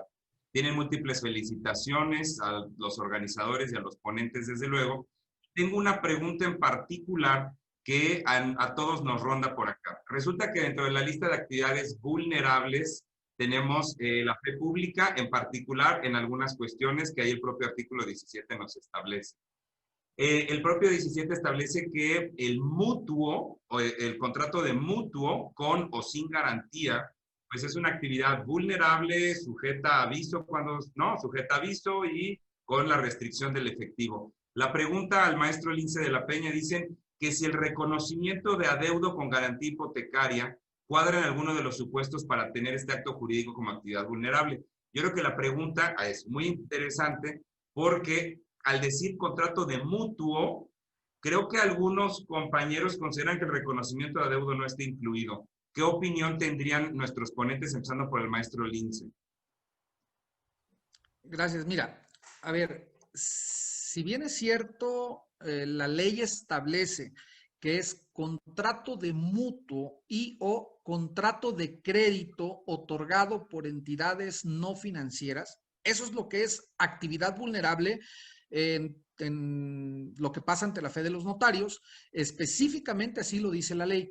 El contrato mutuo, sabemos que entrando a la clasificación de los contratos, es un contrato bilateral por cuanto a sus consecuencias, genera obligaciones de ambas partes y todo esto. Y si tú manifiestas un reconocimiento de adeudo, lo puedes hacer como una manifestación unilateral de voluntad, ¿sí? Sin embargo, yo creo que no debes dejar de ver el tema de cuál es el origen del adeudo. Ejemplo, si tú vendes harina para hacer tortillas, y le financiaste a tus clientes la harina o material para construcción o lo que tú vendas, ¿sí? Le financiaste a tus clientes a lo largo de 3 años y, bueno, te pagaban una parte, fue creciendo la deuda, ¿sí? Finalmente, el reconocimiento de deuda lo hacen cuando llegan a un límite. ¿Por qué? Porque el cliente ya no pudo pagar esa mercancía. En ese caso, yo creo que no es actividad vulnerable, puesto que está justificado y debe ser respaldado para esos efectos. ¿Cuál es el origen del adeudo? Que fue un adeudo en especie. Entonces, no fue, pero si de repente, pues fue porque le prestaron dinero, el origen del adeudo tiene como, el adeudo viene como consecuencia de una actividad vulnerable. No ponerle origen, híjole, es algo bien complicado, sobre todo para los efectos de la ley de prevención de lavado. En estricto sentido, y como defensa, yo creo que sí tendrías defensa al decir, no, pues es que a mí me vinieron y me dijeron que le debía desde hace 5 años. Para empezar, ya no es una actividad que la autoridad tenga facultad de revisar. Pero mientras te defiendes, me explico, a lo mejor sales adelante en esa defensa, pero no creo que sea el espíritu de lo que hace la ley. Y tampoco podemos, en unas disposiciones tan estrictas como las que tenemos, basarnos en que, pues la ley no lo dice y no me importa, y estar de manera tan holgada haciendo estas cuestiones. Creo que una de las funciones notariales, una de los espíritus o del bien tutelado por la ley antilavado es precisamente el origen de estos recursos, ¿sí? La transmisión de los recursos, la rastreabilidad de los recursos. Entonces, si tú haces un reconocimiento de adeudo así sin causa justificada, pudieses caer en la actividad vulnerable porque el adeudo es derivado de préstamos de dinero. Entonces, la ley prevé, por ejemplo, en el caso del pago, de la manera de pago, en el reglamento específicamente por ahí de los 40, 41, 42, 43, hasta el 45, 46, si no me equivoco, en el reglamento, establece la manera o la reglamentación de esta prohibición del uso de efectivo. ¿Qué pasa? Lo que les decía hace un rato cuando estaba exponiendo, que si se hace en uno o varios pagos, pero también prevé si se paga en especie. Se puede pagar en especie, no se considera como uso de efectivo, no hay restricción, pero tiene que ponerse el origen o ese pago en especie, tiene que especificarse. Compras una casa de $1 millón pagando con un vehículo que vale $1 millón, hay restricción de uso efectivo, efectivamente, pero no estás pagando en efectivo, estás pagando con un bien que es determinable y que puedes relacionarlo como objeto de pago, ¿sí? Que pago con un vehículo que cuesta $1 millón y lo relacionas. Entonces, digo, con toda, con aparte o amén de las cargas fiscales que traiga, ¿sí? Pero ¿a qué voy? El origen del dinero es lo que te va a determinar, o el origen del adeudo, perdón, es lo que te va a determinar si el reconocimiento de adeudo es vulnerable o no es vulnerable, a mi consideración.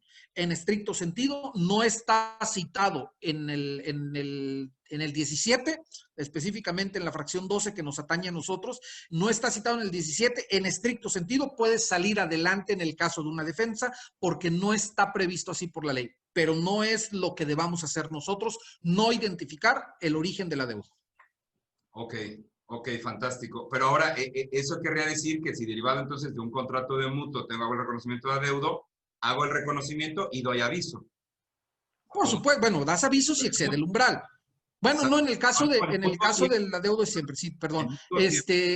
Das aviso e identificas y nada más lo que tienes que atender es la restricción de uso efectivo, que ese dinero no se haya dado en efectivo en su caso, ¿sí? Porque también hay restricción. Identificas, das aviso, pero verificas que si es adeudo derivado de mutuo, no se haya excedido ese mutuo en efectivo, porque entonces ya llevas responsabilidad y violentas esa prohibición del 32. Claro. Oye, y en ese sentido, a lo mejor, Ireri, ¿tú pensarías que parte de las recomendaciones de la GAFI van un poco por ahí? Por ejemplo, en el caso de los notarios, nosotros hacemos únicamente lo que la ley nos obliga a hacer, ¿no? A diferencia de cualquier particular en que haces todo lo que la ley no te prohíba. En el caso de nosotros, la ley te obliga a actuar o a realizar una actividad de X o de Y manera y a dar un aviso. Pero tampoco somos paladines de la justicia para ir mucho más allá. ¿Crees que las recomendaciones de la GAFI vengan un poco en este sentido? Como que no estamos yendo hasta el final y nos estamos quedando así como que en la interpretación somera de la ley. Y yo creo que GAFI esperaría que fuera más proactiva, digamos, la intervención de los notarios. Sin embargo, pues como tú bien dijiste, no es algo que no es que quieras hacer, es que la ley no te está marcando hasta dónde puedes hacer, ¿no? Uh-huh. Pero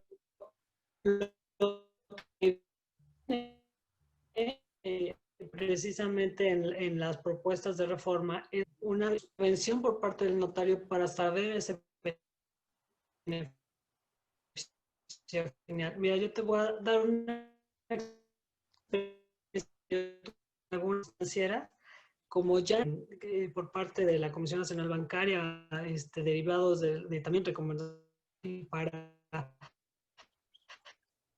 identificar esos propietarios reales que han considerado que son ir más allá de la persona moral que inicialmente es tu cliente. Entonces, yo tuve un caso, por ejemplo, que una persona moral financiera, esta persona moral era incluso una institución como era. Todos los personas, había 5 niveles de puras personas morales, pero hasta el final de esos niveles había nada más. Perdón, Irene, yo sí creo que te perdimos. Ellos, ¿ya me escuchan? Ahí ya, sí creo que sí. ¿En dónde me quedé? Ah, bueno, había 5 niveles de sociedades, accionistas hasta, digamos, de esta institución financiera eran accionistas, otras personas morales, a su vez eran 5 niveles, y hasta arriba había 2 personas físicas. Esas 2 personas físicas habían capitalizado y habían caído en cascada todas esas capitalizaciones por casi 70 millones de pesos. Pero tenían la particularidad que una de esas personas físicas, meses anteriores de esas capitalizaciones, había renunciado a un trabajo en la Administración Pública Federal. Y esta persona física ganaba 50,000 pesos mensuales. Pero qué casualidad que el puesto que tenía era director de compras de un organismo descentralizado de una secretaría. Entonces, ¿qué es lo que busca o qué es lo que quisiera la UIF? Pues que uno encontrase al final de todas estas estructuras corporativas efectivamente a las personas físicas y saber quiénes son esas personas físicas. Porque al final sí te puedes encontrar ese tipo de casos, ¿no? Que la persona física no concuerda o quién es o en dónde ha trabajado o los ingresos que posiblemente haya reportado, pues no concuerda con el dinero que está aportando a las empresas de las cuales son accionistas, ¿no? Y que eso en los primeros niveles posiblemente no los vean porque son puras personas morales y así es como hacen las estructuras para lavar dinero, ¿no? Claro, y por eso también es muy complicado para algunas entidades no financieras el estarlo determinando o Por detectando, supuesto. ¿verdad? ¿No? O sea, en el caso de los notarios, que yo insisto mucho en eso, pues lo cierto es que no está dentro de nuestras funciones, ¿no? No tenemos ninguna capacidad o ninguna facultad económico coactiva, como sí lo tiene la autoridad, ¿no? Yo no le puedo indagar de esa manera a una persona. Pero bueno, pues hacia allá va un poco todo esto y ni modo va a haber Hacia allá va. que hacia allá va y va a haber que entrarle aquí al ruedo, ¿no? Perdón, tengo Sí, otra pregunta. fíjate que perdón, Alfonso, antes de otra pregunta, hacía la observación alguien en el chat que el mutuo no tiene restricción de uso efectivo y tiene razón. El mutuo no tiene restricción de uso efectivo. No está dentro de las 7 fracciones del 32. No, lo que dice es de que das aviso siempre de él, ¿no? De que tienes que dar aviso, sí tienes que dar aviso. Tengo otra pregunta más. Me refieren aquí, déjenme, le doy lectura. En la ley se prevé que en el supuesto de que el pago del acto que cuadra como actividad vulnerable se haya realizado con anterioridad a la vigencia de la ley, se precisa que bastará con que las partes, clientes o usuarios lo declaren así, bajo protesta de decir verdad. Pese a ello, será necesario precisar y requerir al cliente para que acredite o indique la forma o método de pago de ese acto y alentarlo así en el expediente único y asentarlo así en el expediente único de identificación y en los avisos que en su caso emitan. Me parece que esta pregunta se refiere a uno de los criterios de la UIF, ¿no? Donde refiere que en actividades se hayan realizado previas a la entrada en vigor de la ley, bastará con que las partes manifiesten que ya se recibieron las partes. Pese a ello, es necesario precisar y requerir al cliente para que acredite o indique la forma o método de pago y esto se siente en los expedientes WIF. ¿O no? Mira, yo cuando platico, cuando he hecho la plática enfocada a notarios, tiene que leerse el artículo 32 en unión con el 33. Yo considero que el artículo 33 trae un error de redacción. O el error de redacción o en el tema del espíritu de la ley. Permítanme que lo ponga aquí para que lo lea, porque no me lo sé de memoria, evidentemente. En el sentido de que en el primer párrafo del 33 refiere a la actividad de los notarios y es donde mencionan esta parte donde se manifieste que se pagó con anterioridad y todo esto. Sin embargo, dice que de las fracciones 2 a las 7 del 32 se deberán hacer la comprobación con las facturas y todo esto. Pero señala que los notarios, dice, los notarios en todos los instrumentos en los que conste cualquiera de los actos señalados en el artículo anterior. Yo creo que el espíritu del artículo era limitarlo a bienes inmuebles y no lo hace de esa manera. Dice en todos los instrumentos, refiriéndose a las 7 fracciones del 32. Por ende, yo creo que sí estamos obligados. Yo creo que sí estamos obligados y que esa manifestación, bueno, porque hay otra, en el reglamento, no recuerdo exactamente el artículo, les digo que están entre los 40, entre el 40 y el 47, 48, está toda esta reglamentación del uso efectivo, no me lo sé de memoria, pero también en el reglamento te dice que incluso con la manifestación que hagan las personas de que se pagaron con anterioridad, deberán manifestar de qué manera se pagaron. Entonces, el hecho de que sea un acto que entró en vigor con anterioridad, no los exime de esta parte, de decir, sí, efectivamente, se pagaron con anterioridad, la ley te permite hacer una manifestación, pero tienes que decir cómo se pagaron. Yo, la verdad, no soy partidario de correr riesgos, identifica el método de pago. Miren, aquí es muy simple la situación. Tenemos que ver qué tipo de sanciones trae la ley antilavado. Son sanciones durísimas, durísimas. Si excedes el umbral de uso efectivo, la sanción bondadosa es de alrededor, en NUMAS en tiempo real, la sanción bondadosa, la que no, la mínima en el capítulo de sanciones es de 800 y tantos mil pesos. La realidad de las cosas es que yo no estoy dispuesto, sí estamos para brindar soluciones, pero no estamos para darle la vuelta a la ley. Yo no estoy dispuesto a cargar con un tema de que pueda imponerse una sanción por un acto que yo hice, por resolverle a un cliente que no tuvo la precaución de llevar a cabo una operación como lo establece la ley. Que si bien es cierto, hay mucho desconocimiento, la ley antilavado se ha hecho famosa al paso del tiempo, en la medida en que se han implementado las políticas de cumplimiento, en la medida en que se ha llevado a cabo estas restricciones y que sabes que pues no te puedo hacer la escritura, y cada vez se ha sabido más, digo, en el 2013 2013 sí que entró en vigor la ley, 2014, era frecuente ver operaciones que manifestaban y que se pagaban en efectivo. ¿Por qué? Por desconocimiento de la ley. Pero debemos entender que el hecho de brindarle una solución a tu cliente no es que te quedes con la papa caliente en tu protocolo, ¿sí? ¿Por qué? Pues porque es absurdo. Sí, entonces mejor llévalos a un procedimiento judicial, llévalos a otro tipo de soluciones que no reboten o que no exploten en lo que tú haces en la actividad notarial, ¿no? Esa es mi opinión personal porque, digo, realmente por lo que cobras contra una sanción de esas que aparte trae aparejada pérdida de la patente, no creo que estemos dispuestos a una situación así, y eso de andar buscándole la vuelta a la ley para dar una solución cuando el peor daño lo podemos llevar nosotros como notarios, no se me hace tampoco lógico, ¿no? Ok, hay que ser cautos. Y bueno, esto me lleva a otra pregunta que probablemente sea para la maestra Ireri. Esto yo me lo pregunto si en realidad, pregunta aquí Iván, dice, ¿existe cruce de información del SAT y WIF respecto a actividades vulnerables ante alguna contingencia? Dice aquí, bueno, más bien pienso que la pregunta es si hay cruce de información entre el SAT y la WIF.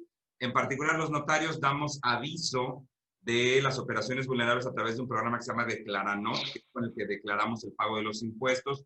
Yo entendería que al menos en ese nivel sí hay todo un cruce de información, pero a lo mejor tú tienes conocimiento de esto, Ireri. ¿Sí hay verdadero cruce? Sí, hay un convenio que tiene el SAT con la WIF para el intercambio de información. Tienen un convenio ellos, de todas formas, bueno, independientemente de eso, pues las dos instituciones son parte de la Secretaría de Hacienda, ¿no? Entonces, pero sí hay un intercambio de información entre esas dos instituciones, hay un convenio para ese intercambio. Y es un intercambio de información en tiempo, digamos, real, por así decirlo. En tiempo real, va ligado a tu RFC. Nosotros como notarios declaramos, digamos, el pago del impuesto y ahí mandamos el anexo que corresponde y ahí ya estoy declarando la vulnerable y yo entendería que estás en el mismo lenguaje informático, ¿no? Yo entendería que va junto así, ¿verdad? Nada más que recuerda que es sí para distintos fines. O sea, por ejemplo, ustedes lo hacen a través del sistema del SAT, pero al final les llega la WIF y quien tendría que analizar esa información es la WIF, pero hay veces que el SAT puede detectar otro tipo de delitos que se consideran precedentes de prevención de lavado de dinero y es ahí donde envía la información también a la WIF para, digamos, llenar sus investigaciones, ¿no? Más ahora con las últimas reformas que hubo de la parte del uso de facturas falsas y de defraudación fiscal, ¿no? Entonces, en ese sentido, esa información que sí pueda tener el SAT por el ejercicio de sus funciones, pues pueden constituir delitos precedentes para el lavado de dinero y en ese sentido sí hay un convenio entre esas dos instituciones, sí lo hay, y envía esa información a la Unidad de Inteligencia Financiera. Ok, de acuerdo. O sea que sí está todo ya cruzado, ¿verdad? Y no hay ni para dónde hacerse. Sí. Pues mira, cada vez hay menos espacio porque cada vez está más digitalizado las actividades. En el caso de las instituciones financieras, pues ya desde el momento que identificas al cliente, le pides el RFC, le pides una cierta número, pues, documentación, información para saber quién es, cómo opera y demás, que la envías también a la, a la Comisión Nacional Bancaria para que le llegue a la WIF, ¿no? Entonces, cada vez se está dando un poquito más esos, pues esos hoyos que antes había, ¿no?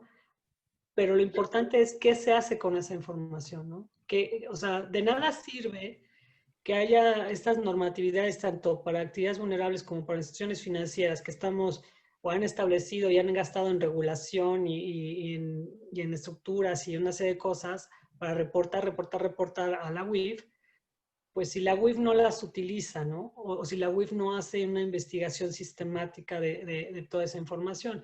Y yo te voy a dar un ejemplo que es sabido en el sector financiero, ¿no? Por ejemplo, cuando fue lo de el Baster Gordillo, ¿no?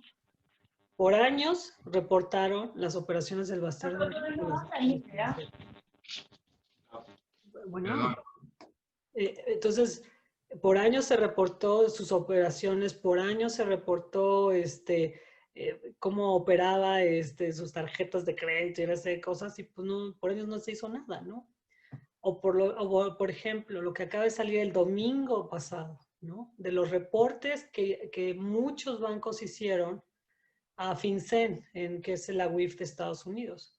Que por un lado, lo que se ve en esas publicaciones que son ahora los FinCEN Leaks, es que las instituciones sí reportan, pero no hacen, y que la autoridad tiene información y que tampoco hace. O sea, no hacen nada con esa información.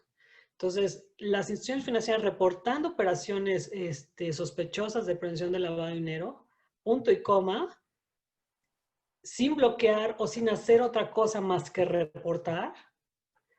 Y una autoridad como el FinCEN recibiendo toda esa información y tampoco actuando en consecuencia de esa información.